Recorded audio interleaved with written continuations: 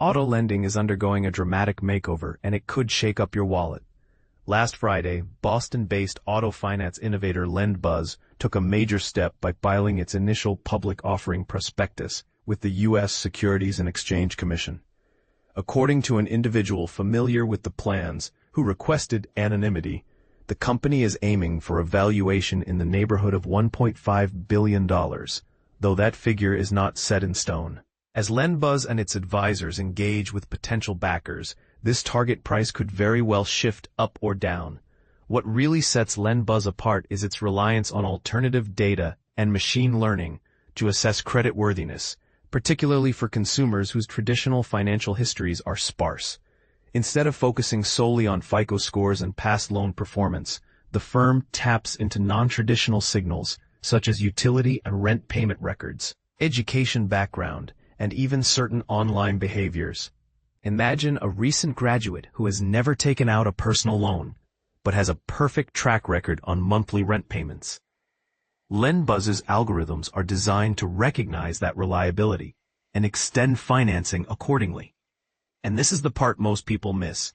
Once approved, these auto loans are funded through a three-pronged approach: asset-backed securitization, where dozens or hundreds of individual car loans are pooled into an investable product; warehouse lines of credit from established banks; and the sale of loan portfolios to institutional investors, primarily insurance companies eager for stable returns. But here's where it gets controversial. Critics argue that mining deep personal data can infringe on privacy or inadvertently bake in new biases.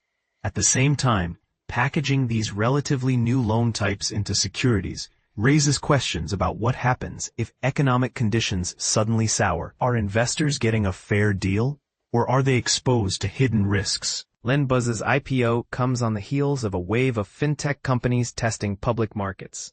Swedish buy now, pay later giant Klarna and U.S. challenger bank Chime both debuted in the past 3 months.